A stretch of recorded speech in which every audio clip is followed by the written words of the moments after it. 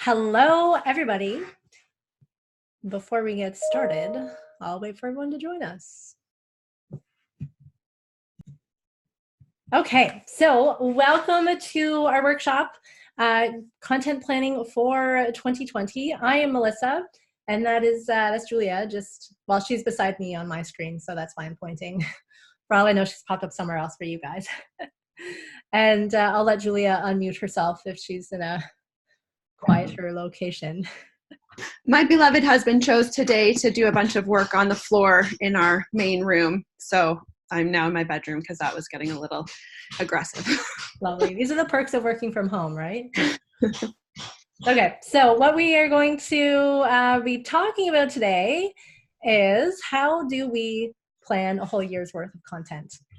So our goal for today is literally not to write all of that content, but our goal for today is actually just to understand how do we create the framework for the content for a whole year, right? And I know that it can sound very overwhelming to be creating something for a whole year, but let me tell you that it's actually not that bad. So hopefully the tools that we've provided you guys with today in advance and that you'll learn about through the workshop today will be enough to help you get that framework done, so that when next year's coming, you don't have those moments where you're going to sit there and think, oh my gosh, what am I going to write about today? Because that's never a fun spot to be in. So just quick show, actually. I've only got a couple of you guys that have your video up.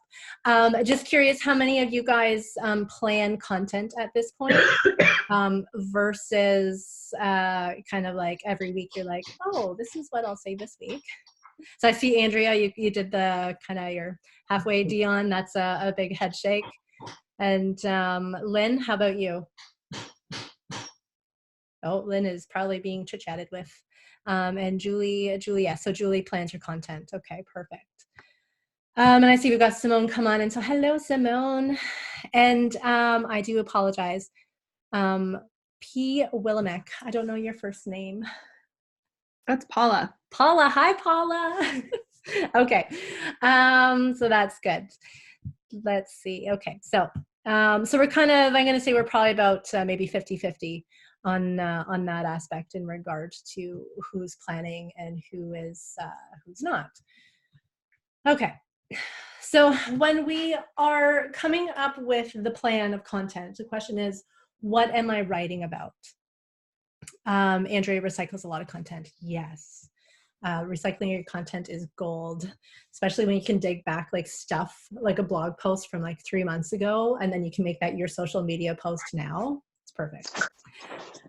Okay, so what should our content be about, right? So our content isn't necessarily just about us. Our content is actually should be about our target audience and what they want to know, right? So we are essentially, in everything that we're doing, we are simply a vehicle of information for them, right? So we just have to figure out what is it that they want to know, and then how are we going to get them to come along for the ride? No. Right, and the best way to get them to come for that ride with us is by taking the time to understand them, figuring out those pieces. What do they need to know? What do they want to know? What's going to connect with them? Making sure that we're talking clearly with them and that we're telling them the right things too, right?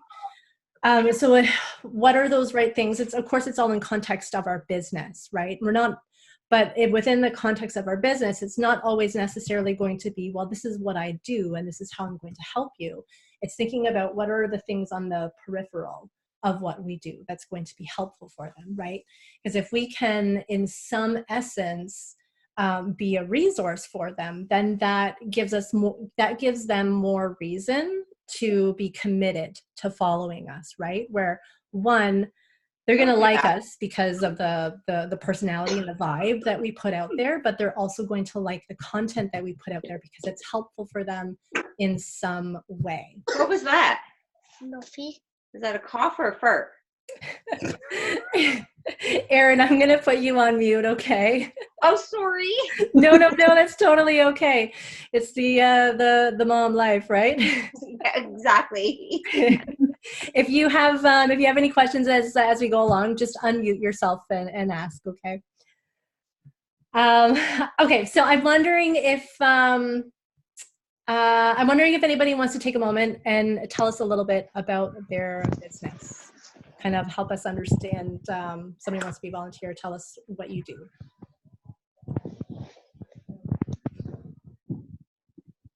Andrea? Yeah, I'm struggling with the connection, and I don't know if it's on my end or your end. No. Okay. But I, of course, can hear you now because I'm talking, and it's fine because I said it out loud. Of course. So I just don't want to talk and then have me be cut out. That's totally fair. So I just want to make sure that I, first of all, heard the question correctly. Did you say to ask people to tell them a little bit, or tell you guys a little bit about our business? Yeah. Okay, so I am a healthy lifestyle coach. I work with women to help them to develop sustainable lifestyle habits. So a lot of the clients that I see, they typically come to me because they want to lose weight or they want to learn how to eat better. And what I've found with working with people is that you can give someone a meal plan, you can give them an exercise plan, but if you don't give someone like very, very foundational, fundamental habits of healthy lifestyle, then nothing is going to be sustainable long term. So I have a signature program where I help people each week to develop those habits and work on them each week so that when we're done together, I'm like the last coach they ever have to have. Awesome. I like that that line of yours, the last coach that you'll ever have. I've heard you say that before. I really like that. Okay, so what do you usually talk about in your content when you're sharing? I try a lot to share with people what I do so that they can kind of take tidbits of what I would teach them if they were a client. So I share about like little exercise tips or health tips about like yesterday, for example, I made a post about like, using your weekends to meal plan because planning is what helps you to be successful. Or I will share like easy recipes. I mean, what I find a lot too is people will say, oh, it takes so much time to be healthy. And it doesn't. So a lot of my content is like trying to break the myths that people have around living a healthy lifestyle, or I try to focus it around that.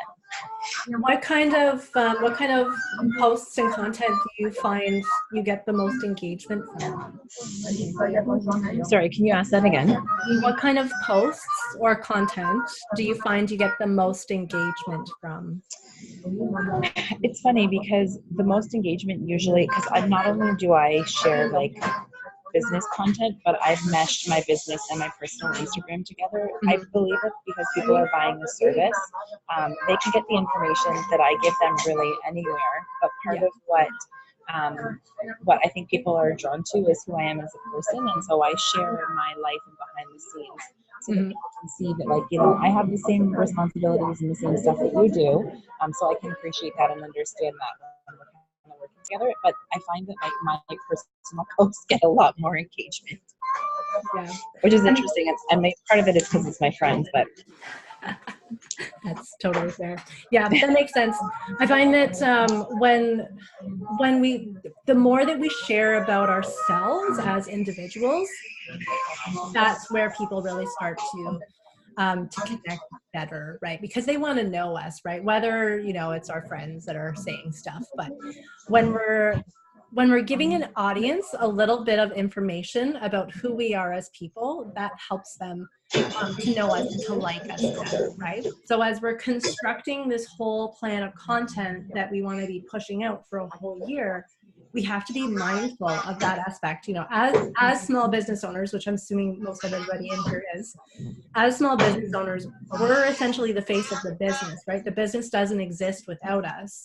So we have to be prepared to be connecting who we are into that brand and give those slivers of what makes us us in life that connects to business, right? So Julia and I, we talk a lot about the mom life and all those kinds of pieces and stuff like that to kind of highlight those aspects.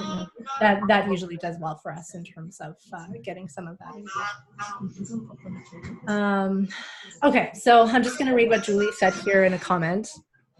So our goal is brand awareness, build relationships, and to show that we're experts in our field. Social media is used to bring relevant topics to their mind and then in some way bring them back to our website to look at our services, webinars that are being hosted, and look at any articles we created on those kinds of topics. We do share a lot. We do share a lot though, but the goal is to post more original content and also resources that would keep bringing them back to us, i.e. ergonomic experts. So Julia, what you're saying there is makes sense there, right? So we're always figuring out all those pieces of our brand, right? So who are we in our business, in our brand, and what are all the things that connect with it that we can be talking about that's going to bring them back to wherever we were wanting to drive them, right? So if the initial goal is driving them to your website or to a particular webinar or to a particular service or program that you have, wherever it is, making sure that you're getting them to relate to you and to like you enough that they want to click that button and go somewhere, right? Okay, so I think what we'll do now is I'm going to have you guys go to your workbooks, and we will go through the 6 areas that I've got listed there. And then after we do that, Julie and I have some best practices that we can share with you around that. And then I'm going to pull up the calendar, and then I'll walk you guys through how to actually use the calendar. Okay. All right. So there are, we've got 6 key areas of a focus when it comes to creating your content. There's more areas than that, but for the sake of brevity and not overwhelming ourselves, we've picked 6.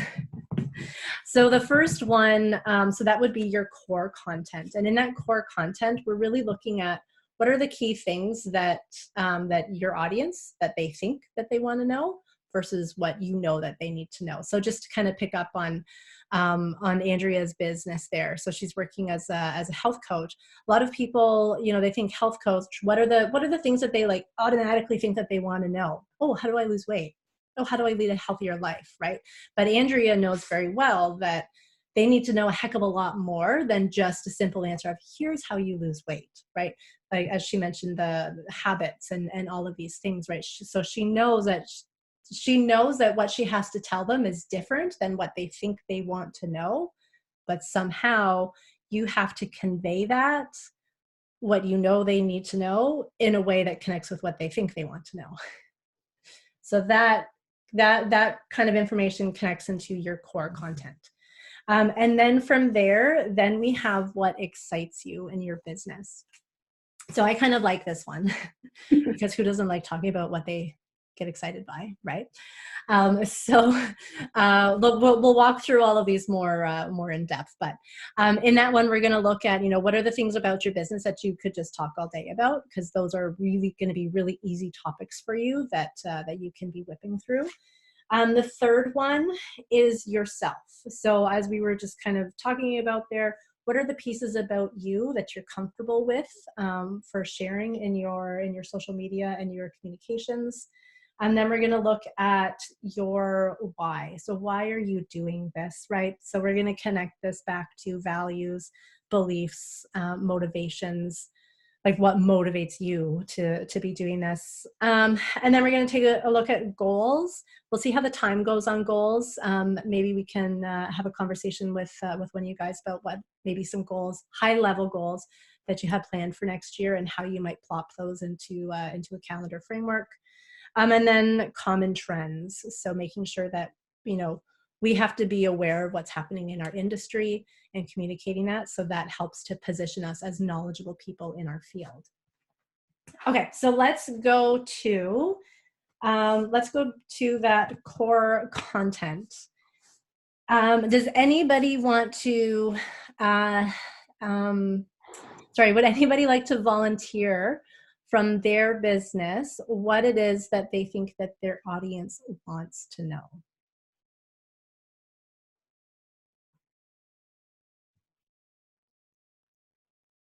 No volunteers? That's okay. All right. Yep, Paula. Oh, sorry, I think Paula and Lynn at the same time. We'll have Paula go and then Lynn, you can go. Oh, here we go. I'll Oh, oh, there we go. Okay. You guys can hear me? Yeah, I can hear you. Okay, great. So I'm a financial advisor. Mhm. So I think my audience think they want to know how to be wealthy quick. They all want to buy rental properties. Yeah, so practical things that they think they need to know. Is that helpful? Yeah. Yeah. Yeah. Okay. So let's take those two things. So if you were to mark down kind of like in your boxes, those are the things that they think that they want to know about. Mhm. And the things underneath that you know that they need to know about. Right. For each one of those, what would be something that connects to, say, like the rental property? What are things that they need to know in order to make that a reality? Right. So if I scroll down to what they actually need to know, I wrote down how to start from ground zero, really. So Mhm. I find in my years in the business, like people really need to look at their awareness around money. So like why they do and don't do things with money, because it's not just black and white, right? Right. So connecting the like why we're kind of messy about money to then practical tips to get where they want to go, Okay. Okay. I find. So then on the rental property aspect too, right? Would you ever go so far as to talk about talk around kind of around like the legal aspects of, these are the things that you need to have taken care of before you consider, or here's some new law that came in, or I something. mean, I could, or I could actually even have like a guest, like, Yeah. hey, so-and-so from blah, blah, blah has these 3 tips about buying a rental property. And, Yeah. I can help you get prepared with doing this and this with your money to get there. Perfect. I think I can connect those that way. Yeah. Do you think that your audience would respond well to having that kind of extra information provided to them? Probably, yeah. Yeah.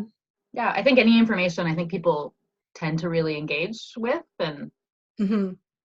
I think I get the most sort of like engagement on posts like that. Yeah. Yeah, that makes sense. Yeah, so when we think about kind of those aspects of what are the things that they think that they need to know, then it's coming and asking ourselves, okay, but what do I actually know that they need to know in order to have that answer right? Because the things that they think that they need to know, it's never as simple as, oh, you just do this. No. Right? We all know, because we all know our business, we all know our field, that they're never going to be able to get that thing until they get all the pieces aligned, right? Right. So when it comes to using that kind of content in an annual framework, that should probably constitute for a greater percentage than anything else, right? Because people are following us for that core knowledge, right? They're following you as the financial advisor because they want to know about finances, right? Yes, they're going to want to know things about you and about your business and what motivates you to do and all of those things. But if we're talking too much on that side as opposed to the knowledge piece, then we might lose them. They're going to lose the interest, and they're not going to see you as the authority in your space that you are, right?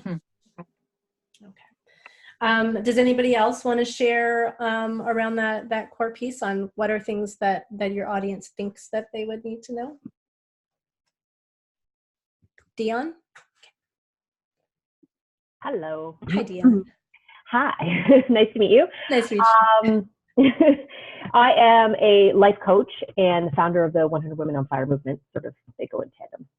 But so what my audience think they want to know or that they need to know is how to get it all done and how to be more efficient. And they want to feel appreciated and valued for all the things that they do. And they want to have time to relax while they still get everything done. They want that sort of all the things all the time. I want those things. I know, this sounds super cool. But what you and all the women I know actually need is they need to know what they really want and what actually makes them happy. And they need to be really super clear on their values and what's driving them and what's driving their moods. And they definitely need to know that they don't have to do it all and they will still be of value. and so when you start with, you know, what they need as opposed to what they want, a lot of people are like, yeah, that's too deep, that's too much, that's too, I'm somehow wrong, even though that's definitely not the approach. But that's sometimes the feeling I get, that if I lead with what you need as opposed to what you want, there's pushback because it's too close to home. Yeah. And so in relation to, you had mentioned about the majority of our content is to be what they want and then do the slow feed what they need. Is that what you were saying? Oh, so what I meant there was the majority of our content should be around the core focus. So what you're talking about right now, and then filling it in with the pieces like about us and about our business goals, trend stuff, all the other categories. I see. So the other 5 things out of the list. But what you're saying there, and particularly I think for the industry where you're really dealing with people and emotions, you're right. If you dive right into the, like, you know, here's the heavy hitting stuff where I'm going to strike this emotional chord, you probably will get a lot of pushback. So it's going back to the pieces of what they think that they need, and being able to leverage those high level things and weaving in the what they need to know into there, right? So if you're leading with, you want to know how to do this, right? And then by the time you get to the end of it, it's connecting in with that actual, these are the things that you actually need in order to get that, then you'll probably, do you know what I'm going off my story. I'm going off my topic here. Do you know what a hero story is? Yes. Do you use those a lot in your content? I do, and I was actually, so when Andrea had said, you know, you're blending your personal and business, because obviously that's valuable for me, especially working with women. Women really connect to that sense of story and community. Yeah. I get the most engagement when I write about something where something really crappy happened to me, and look, I just like leave it all out there. Yeah. And I struggle sometimes because I'm happy to share my experiences. There's this little thing here that says, yeah, but if you sound like you're incompetent, eventually you're going to not sound like an expert. So working on, this is how I'm a human and how life sometimes doesn't work the way you want it to. And then these are the solutions that I work with, and then relaying them in a way that is authentic and definitely leaves them with the, I want what she's got. Yeah. Right. And so I don't say it's a struggle, but it's something that I think about, because I would love to just write stories and tell you about all the crappy stuff that happens to me and that resonates, and yay. Yeah. But for me, it's the how to tie it back in. And I find myself swinging from, I sound a little too experty, preachy, this is what you need to know. And then, oh my God, I fell on my face and everything cracked wide open, and sort of, anyway. Yeah. So that's kind of where I'm at. And in relation to content, I'm very much all these crappy things happened this week and I'm going to write about all of them. And the next week I have no idea what I'm talking about. So. Because that's a fun way to relive it. Oh yeah. So I'm looking for how to weave in this did actually happen yesterday content with the pre-planned for a year content. Yeah. And how to make that so that I don't end up in March going, I'm not here. Like, how do I, have enough flexibility and stability simultaneously? Yeah. That's what I really want. When you're focusing on writing on those in real time things, you're going to end up in the spot where, right, you get to March and you're overwhelmed because, you're reliving every moment. You can imagine the emotionalness of that. But if you don't have some sort of plan in place of how you're filling in your pockets, I think that's what you want to look at, right? Where you're giving yourself the flexibility. And that's one of the big things for Julia and I, is that yeah, we can make all these plans and all of that, but we know that life happens, right? So you need to have the flexibility in that plan to be able to make the post of like, you're never going to guess what happened yesterday. Right. And I think it's crucial for me because, as you mentioned, it can be emotionally involved. Yeah. And so there comes to a point where I'm like, yeah, I'm all done turning off the tap. Yeah. So then if I do that, all of a sudden I have no more content because I'm not. Create right? client stories. Create client stories too, right? From that hero aspect, don't center everything around yourself. Do I was talking with a client the other day, or I had this conversation with somebody last week or whatever. And whether it's a real example or you make it up, who cares? Nobody's going to know the difference, right? But it's a great way for you to lay out, here's the journey that I'm going to paint for you in this 5-paragraph post that you're going to read and you're going to resonate with. And by the end of it, you're going to feel, wow, me too, where they're inspired to take that action. Does that make sense? Perfect. Okay, cool. Okay. So let's now move on to the things that you're passionate about in your business. So with all of these, so with everything in here, you can write as much stuff as you want in these boxes. If at the minimum, if you want to start off by writing 4 topics under each thing, that is enough to get you started with something, right? So when we're talking about the things that you love in business, keeping it to still to topics that connect with that core content. But these are kind of like, you could kind of make them like the cornerstones for your business. So the things that you're comfortable talking about, the things that you can talk about from 50 different angles so that you can be saying the same thing over and over and over, but it reads differently every single time.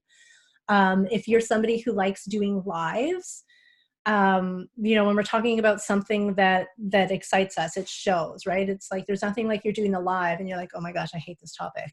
And you're sitting there and you're just kind of mechanically working your way through it, versus if it's something that you're really into, you're going to be that much more engaging, which is good.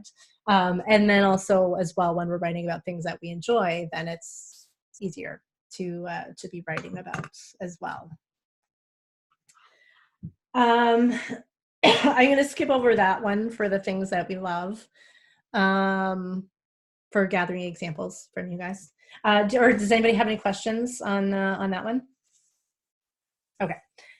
Okay, so then we're going to go to the next one on you. So what it is that you can share about yourself. So this is where we want to think about the pieces of ourselves that we're comfortable with people knowing about us, right? So some of us, in our brand, we very much have our face is our brand. Some of us don't have that, which is totally fine.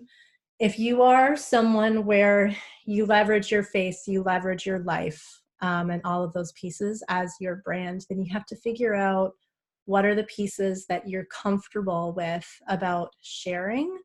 What are the things that you don't want to share? And out of those things about yourself that you're okay with sharing, does it align with the business, right?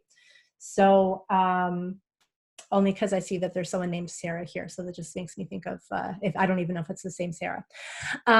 So a Sarah that I know, she is a oh, there's 2 Sarahs. Hi. Oh no, there you are. Oh no, I'm sorry, you just moved around on my screen. You're muted, so I can't hear you. I can unmute you and you can say hi. Oh, it's not working. Oh, I think you'll have to. It's because I unmuted myself, or I muted myself when I was yelling earlier. Nice.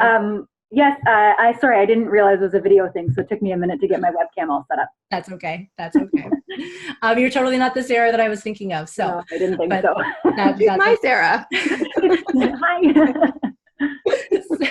So my Sarah, so she is, and what I'm about to say, I'm totally making up, okay, you guys, but, so my Sarah, she's a jewelry designer. She's very like eco-conscious, sustainability, and all of these things, right? So let's just pretend for a moment that Sarah in her real life, maybe she did not recycle. She's like, screw recycling. I'm not throwing my pop cans in the bin. whatever, right? So that would not be a piece of Sarah that she would ever want to share, right? Because it doesn't align with her brand.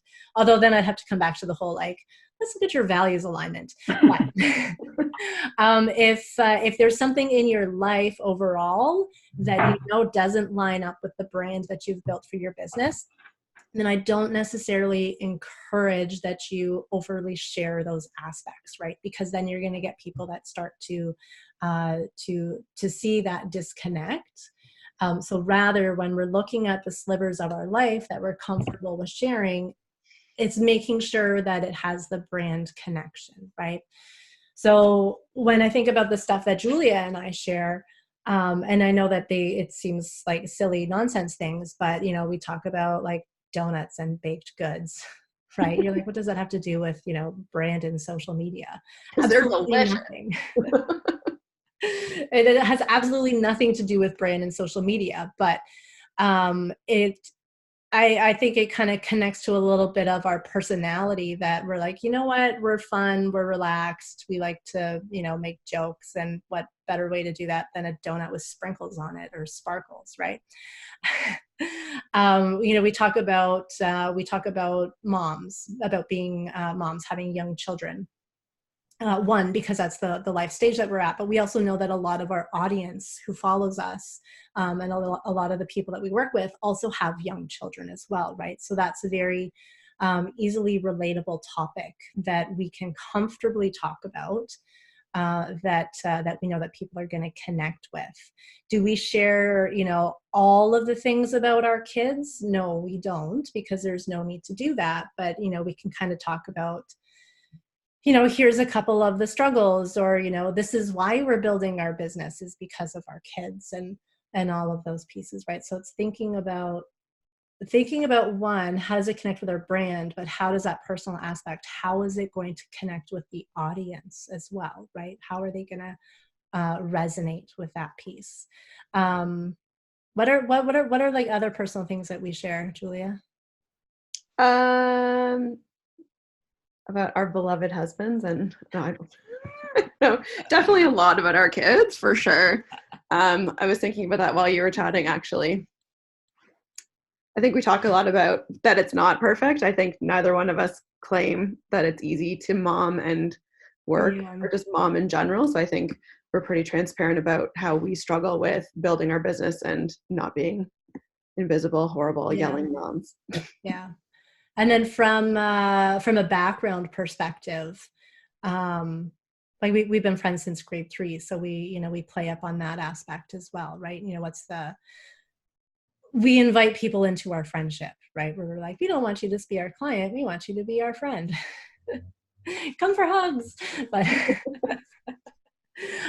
so when we're talking, when we're saying to you guys, think about the personal aspects of things from right now that you could talk about, but what are some things from your past that you can be talking about as well that people are going to relate to, right? An example that I saw of that at the time I was like, I don't know if I enjoy this aspect or not. I think it was just the way that it came across. Was a business coach. And she connects a lot back to her childhood and this story with her father, where he'd give her money to go to the movies, but never give her money to get popcorn and a drink. So she was like, long term, what does that do to my self-worth? Sure, I'm worth the movie, but I'm not worth the snacks. And I was like, oh, that's kind of weird. But then, when I spent a little bit more time contemplating that, right, just understanding better what's the message. How does, oh, Andrea, I'm sorry, the signal's bad. We'll send out the link for this later on. But that's a story that she constantly tells from her youth, because she wants people to connect with that message of like, you are worth the popcorn, you are worth the drink, right? Your self-worth isn't determined by someone else, it's determined by you, right? So just looking at what are different pieces from the past that you can then tie in that's going to help to better build that whole know, like, trust aspect that goes in there. Okay. Can I ask a question? Yeah. So my colleague Julie is on as well. and we do consulting services, but our consulting services are to other businesses. So I would say that this like connection, this personal connection is like by far our biggest gap. Like we want to post information about our services and but we want to be on social media because I feel like it would be a gap to not be on social media these days. But at the same time, we do not share personal stuff. And it's sort of this underlying fear that it might make us come across as unprofessional or like, I don't know, like I do work from home in my office right now, but I don't necessarily I don't make that an obvious thing to all of my clients. Like I want them to see us as professional. And so I'm not sure if there's other people online today that maybe also do business to business sales or consulting where like, how do you, so it's like, that's our biggest struggle. And I don't know, I guess I struggle with what is the personal point that I want to share. Like we do webinars. And so that's where you'll hear my voice, but never my face. I mean, that could even be a starting point now that I'm seeing this format. Even putting your face makes a big impact. Yeah. So if you're, okay, so when you're selling B2C, when you're selling business to customer, when you're the face of the business, like, you know, Julie and I were technically, yes, we're selling to like other businesses, but it's like, you know, different. Lynn, she's selling jewelry to a customer. Paula, you're selling to the individual person, right? So yes, we want them to know us as people more. I think that when we're selling business to business, so without knowing too much about your business, when we're selling business to business, you don't necessarily, in my opinion, have to go quite into the like, this is who I am, you know, right? Yeah. Because you want them, if it's the bigger business, I'm assuming. You know, like we would, like my target market would be a health and safety manager or a human resources manager at a place like one of our local clients is the County of Simcoe. Like we work with a lot of municipalities, or it could be a manufacturing company. So it's not like Pepsi. Like I'm not going into massive companies, although that would be a deal. But those are the type of people that I'm marketing to is like somebody within a business who would hire us. And they're not even like, you know, on my personal Facebook page, those aren't even some of those, I don't know. Yeah. I'm also marketing to my friends who maybe not in that role, but maybe they work somewhere where like word of mouth. Yeah. So a lot of it is like educating about what we do. So yes, a lot of health and safety managers would be like my ideal. Like if I was going to go to a conference or a trade show, I would want to go to a health and safety conference and try to get as many contacts as possible there. Yeah. So then I think you're building up more from that. Figure out what you're selling the individual brand of the business as opposed to the brand of you people, like right. the brand of you guys, right? So, you know, don't worry so much about selling the story of this is who I am. You're selling this, you're focusing more on the story of these are the problems that I solve, or these are the problems that I can prevent for you, right? Health and safety guy. Here's how I keep you safe. Right. And okay. I like that that connects right there, that sentence there, the personal connection of like how my services or how our services would help a client, right? Like that becomes the personal connection. So you could still connect so the next one that we're going to move into is the why, right? So what's your why for why you do what you do? Looking at the values, the beliefs, the motivations, you can still weave that into your content plan, right? Because you still want these people to understand what it is that got you guys into this business. You want them to understand why it's important to the two of you to be educating people on these topics, right? You can still integrate that stuff, you don't have to worry about the whole, you know, like Julie and I, donuts and moms, with all of our awesome brand and social media knowledge. Does that make sense? Yes, it does. Thank you. I wanted to kind of voice where we were coming from. Perfect. No, that's good. That's good. Because I mean, it is a totally different side, right? Depending on depending on your target, whether they're more of a B2B or B2C there. Okay. Okay, so I'll continue on on the why side. So when we're looking at our why, I'm not going to lie to you guys. Sometimes I get like, I hate to like, tell me your why. What's your why? Sometimes it drives me nuts because it's such a big buzz, overwhelming, overused kind of word.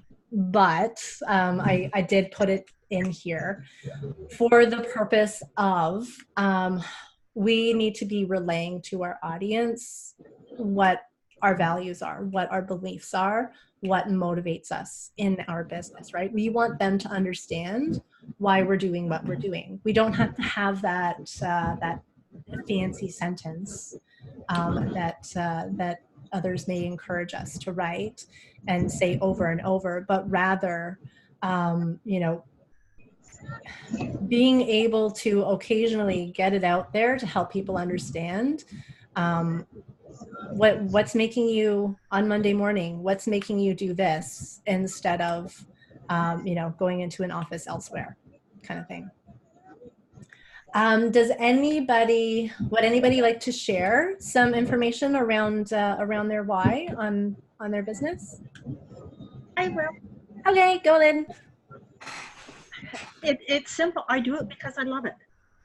There you go. It honestly is that simple. I love helping people the way I do.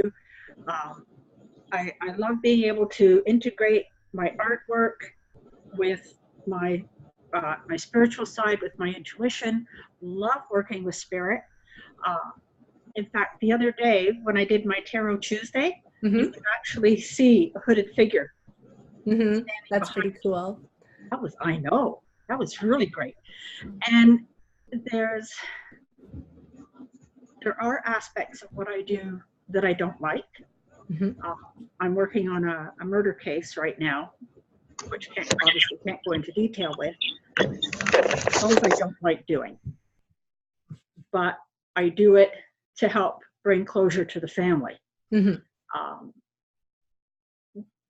That's it. I just love what I do.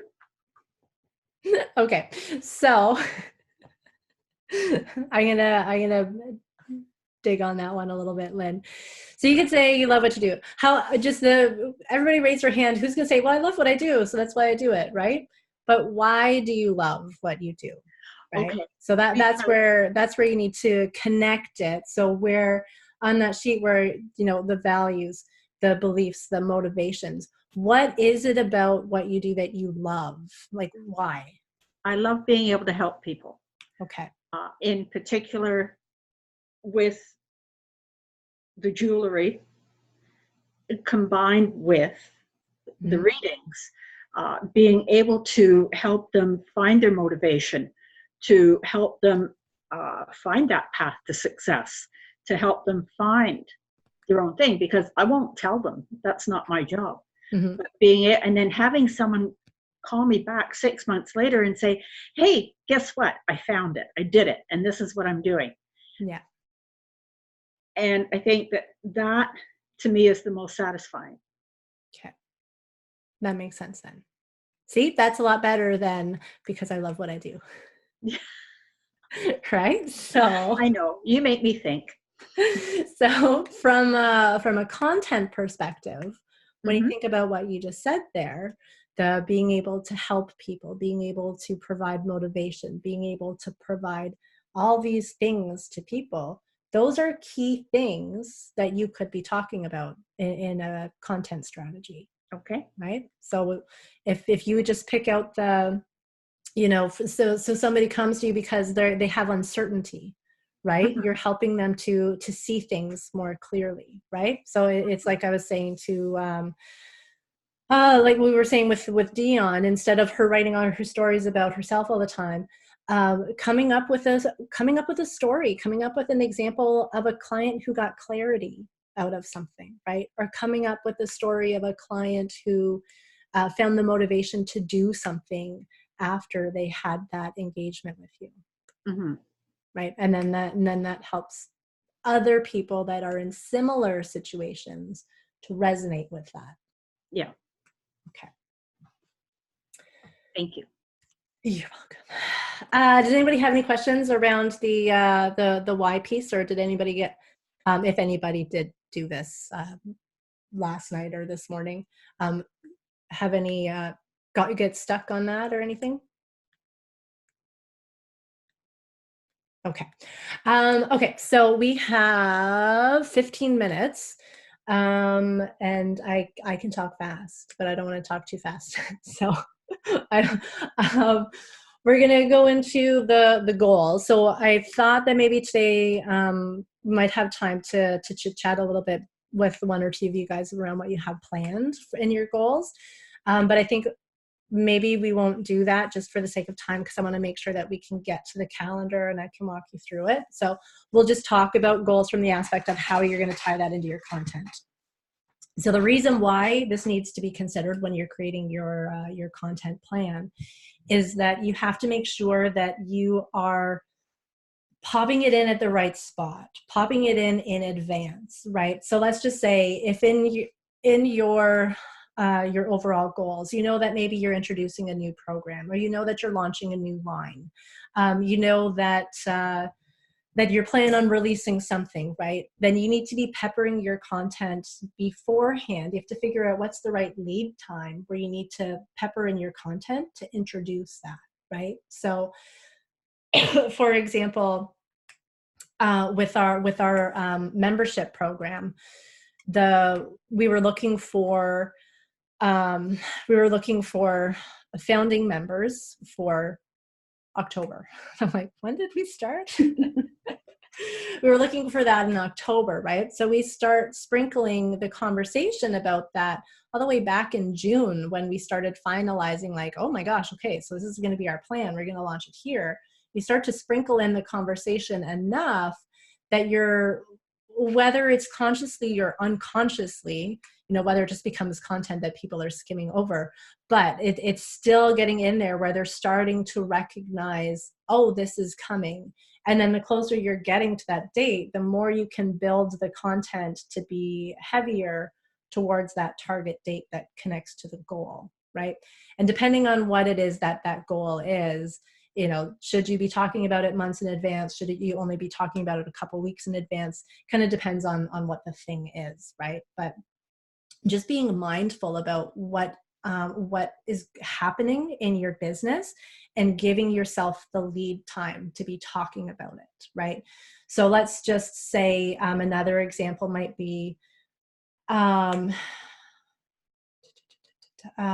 see.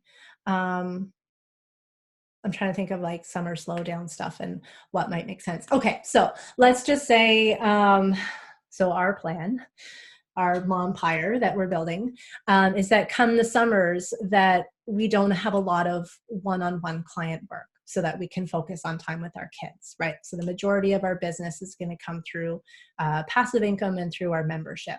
So that means that in those months leading up to the summer, we really need to be content focused on all of those passive streams, right? We really need to be pushing membership stuff. We really need to be pushing any of the kits and courses or anything like that. And we need to wind down our content talking about one-on-one work, because we don't want those people coming saying, yes, I love you, I want to work with you. And we're like, okay, so September, right? So just being mindful of the patterns and flow of your business, and that you're putting in the right conversations in the right places so it fits with that. Does that make sense to everybody? Okay, good. Seeing some nodding heads. Okay, and then the last area I have on there are common trends. So I'm a huge advocate of curated content. So where you're pulling and sharing helpful information about your industry and sharing it with your audience members. Definitely don't pull content from your direct competitors, but rather look for reliable sources that you can either literally share links to, or that you can say, so-and-so said this, or this recent report, or what have you. So like, let's just say if we were sharing content around social media stuff. We're not going to go find another social media strategist and share their information. Rather, we would go to, see what updates are being pushed out by Instagram themselves. Find out what we can get off of Later's blog or Hootsuite's blog or HubSpot or whatever kind of like social reports publications and stuff that are out there, sharing that kind of content as opposed to that direct competitor, because it just connects us back to being that helpful resource, right? And we don't always need to take the credit for knowing something. We need to show that I know something because I read it somewhere credible, and now you can read it somewhere credible too. So letting people see that aspect. So on that page, there's this spot where you can just make some notes around what are common trends that you should be aware of that happen in your industry. And on the bottom of the page is a space where you can make notes what are some of those resources that you can constantly be pulling from, that you can be keeping an eye on, that you can then use to share for that aspect. Depending on what kind of social platforms that you're on, without knowing what everybody does, so I'm just picking on you, Paula.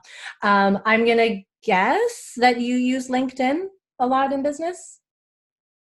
No, my goodness, you're missing the boat. No, I'm kidding. But really, look at LinkedIn. So LinkedIn is, for example, is a really, really good platform for that content sharing aspect. So if you were somebody, so maybe Sarah and Julie, you guys might, there you go. LinkedIn is super duper for sharing content from that aspect. Facebook depends, not so much for Instagram, obviously. If you're a Twitter fan, then it's super for Twitter as well. But okay, so I'm going to pull up our spreadsheet and share my screen. And then I think maybe the best practices we might, when 2 o'clock comes, I'll talk about them. But if any of you guys have to leave, you can leave. And then maybe in the email summary, I'll include something about the best practices for you guys. This is always my issue. I write out my plan. This is what I'm going to talk about, and then I talk too much. You're slightly verbose, but that's why we love you. Yay. Okay, so here we go. So this is the calendar that we use. We've added in a couple new tabs from what we had from the one that we were sharing last year. So on the first page is the annual theme planning. So this is where you can take, so what we've talked about today. So where I was saying earlier on, come with at least, go on that sheet, try to come up with at least 4 topics for each of those things.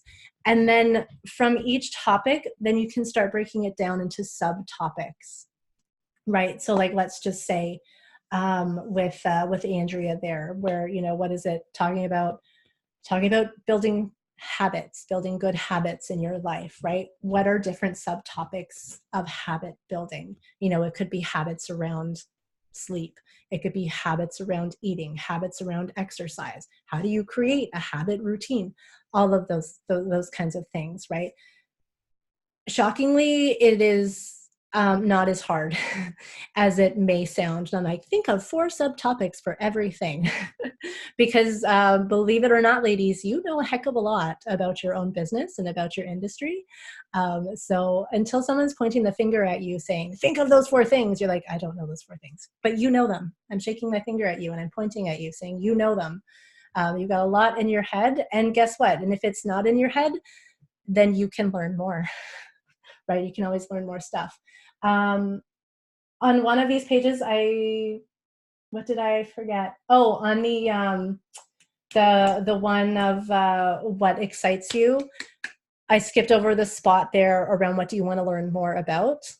So you can always, think about what are the things that you want to learn more about in the next year, and commit to learning those things, and you can weave that into your content as well. So anyway, so on this first page, this is just going to help you break down further on topics that you can be writing about. Then we have our annual overview.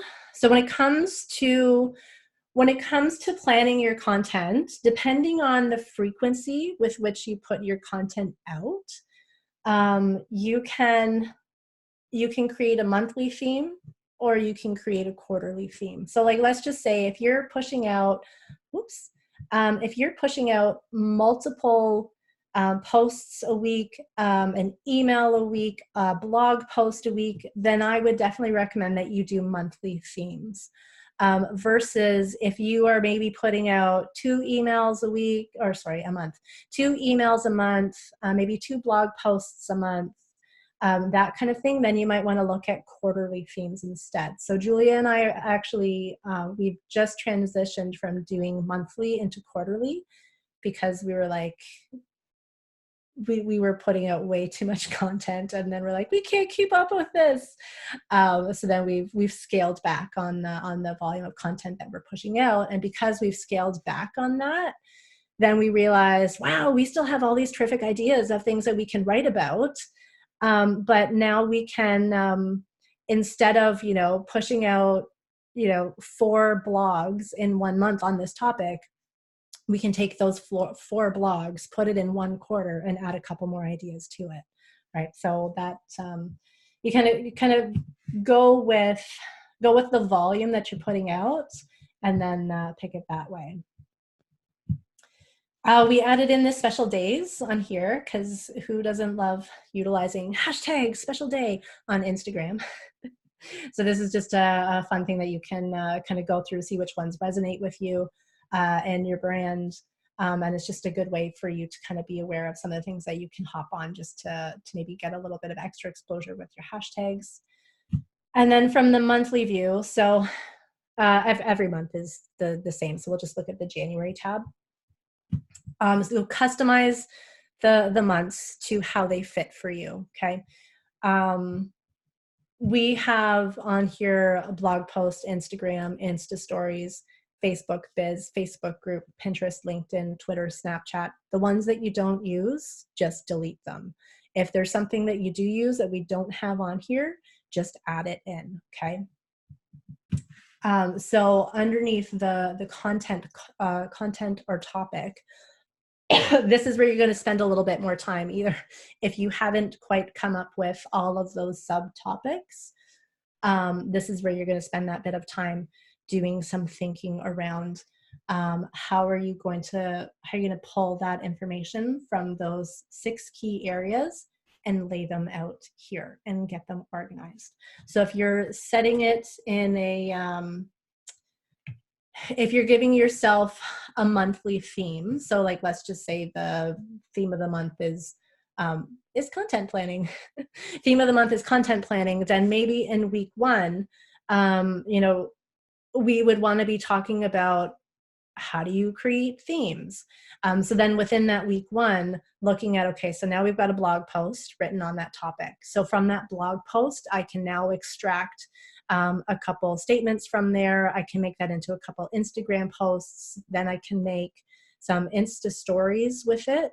And then if we do a lot of just copying our Instagram over to Facebook, so we can copy that, but then within the Facebook group. So then how are we going to get our group engaged on that particular topic of developing themes, right? And then we go into the next week. So still sticking with that theme of content planning. Then, maybe next we're going to talk about how do you use the calendar, right? And it's that same kind of idea, right? So for us, because our key content driver, like the big content driver is our blog post, then it's how do we write the blog post, and then how can we leverage that blog post in multiple ways to feed other channels, right? So you can organize it out in that particular way. We honestly don't go so far as using the post time and putting the image in there, because we do use this more as the framework, as opposed to coming in and using our own tools to plan every single day. We fill this out every few months. We come in and we use it. We fill out the framework, and then as we're, every couple weeks we come into it. We're like, okay, now let's write our next. Let's batch our next 2 weeks of social media content. We just come in here and we look at the topics, and then we write it out somewhere else. But I know people that use calendars like this, and they literally will like put a little thumbnail of the image into that cell. They will get so particular as putting what time of day they want to post it, and all of that stuff. But you can do those if that tickles your fancy, but you definitely don't have to. But anyway, so that is essentially the calendar. So it's there to help you to plan and to help you build out, just to keep yourself on track for every single week. This is what I'm going to talk about. Okay. Does anybody have any questions about the calendar? No. Okay. Cool. So as you guys are using it, if you do have any questions on it, then you can certainly just shoot us an email. I'm going to stop sharing my screen now. You can just shoot us an email, and we'll be happy to answer anything on that. So it is 2:00. If anybody does have to go, I'm not offended if you leave. We do have a couple best practices to share with you guys, but if you can stick around, then that's delightful. Julia, did you have anything else to add around the calendar that I missed there? What one of our clients uses it for with the thumbnail is because she uses a VA for all the scheduling. So she just uses it as a really visual way so that to make sure that everything's lining up and that the right posts are going with the right images. So Melissa and I do that all of ourselves right now. So that's kind of one of the reasons why we don't worry so much about the thumbnail, but it's a good way to get organized if someone else is sharing content with you. Yeah, actually that's a super point. If you have someone that's supporting you in that area, you should still be directing all of your content. You should still be putting the time and effort into, this is what I need to be talking about, because you're the one that knows all of those things about you and your business and your plans. You can't just rely on your VA or social media manager to be writing that. So using a tool like this to share with that person is going to help to keep them focused and understanding what they should be connecting with. Okay, so from a best practices aspect, good habits to get into around writing your content is content batching. I won't lie, we go through phases where we're like stellar at content batching and we'll get like a month or even more than a month done at a time. And then other times we're like, well, the month is up and we don't have a post for today. So it's keeping yourself scheduled with when you need to continue to batch. But in terms of batching content, whether you're, taking an hour out of the week and writing, even if it's just 1 week's worth of content at a time, or spending a day and getting a month's worth done at a time, whatever time frame works for you. The habit of doing it is a good one because it gets you in the zone. And it helps you to make sure that the content is aligned and that it's following the flow that you want it to go, right? Versus if you're sitting down every single day, even if you're going back to, okay, here's my topic, right? You're not necessarily in the mindset of thinking, okay, so yesterday, this is what I said yesterday, and I have to make sure that it's flowing well into today. Or, hey, it's been 5 days since I mentioned X. I better make sure that I bring it up again. Something along those lines. I think we have a blog post on content batching. We do.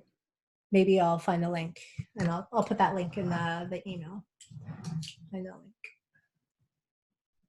Does anybody do any content batching in their writing?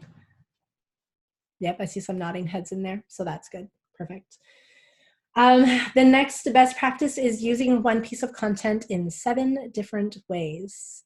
Hi, Teresa. Sorry, your video just popped up. Hi. And Teresa's daughter, I'm assuming. Hi. Right, so using one piece of content 7 different ways.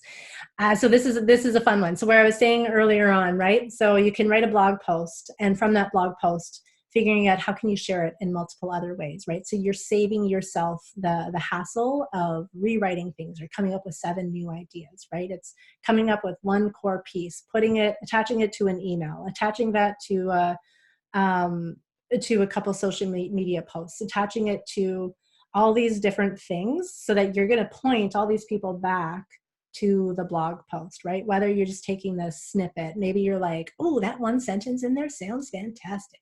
And you could just use that and post that, right? We have a client who we've recently started working with. And I'm having the easiest time right now because she's like, oh, just go back. Like she puts out 2 blog posts a week. And I'm like, you're crazy, lady.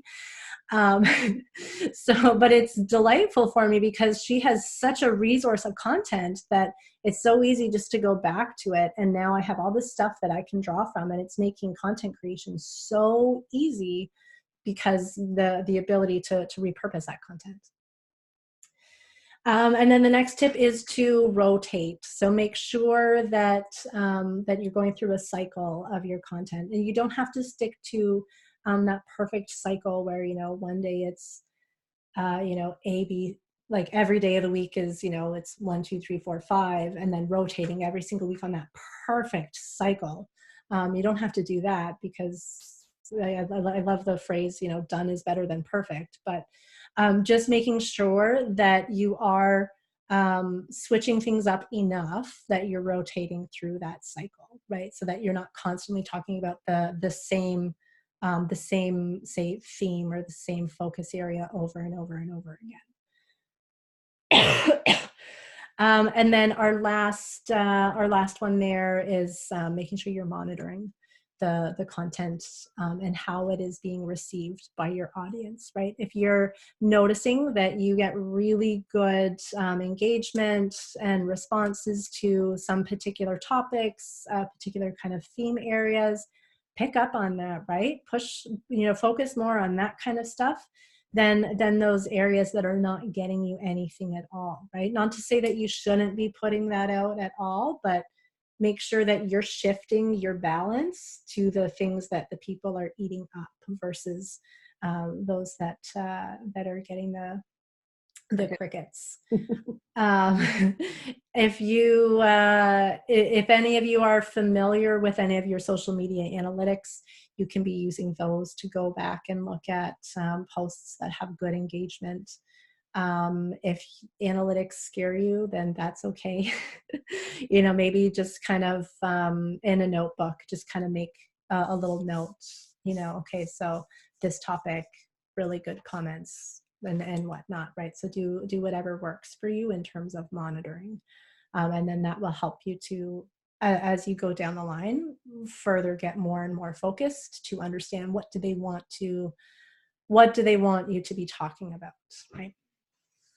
Okay, Julia, do you have anything else to add on that one? I think you literally covered it all, I did. I stole them all, and I forgot that you could have shared them. Quite all right. I just like to let you go when you're on a roll. This is why we work so well together. Okay, so that sums us up for today. So we will send out an email to you guys that has the link with the replay if you want to watch this later, or if you showed up late or whatnot, then that's fine. If you know anybody that you think that this would be helpful for, by all means, share the replay with them. That's cool. And yeah, that might be it. Julia's like, I think so. All right, yeah, so thank you. I've got some thank yous on the side there. Very happy to share this with you guys today. If you have any questions further around content, you are welcome to join our Facebook group. So we recently renamed it, so now it's Define and Design Tribe, formerly Hustle and Flow Society. We named our biz mentorship program Hustle and Flow Business Mentorship, and then we were just getting too confused with all the hustle and flows.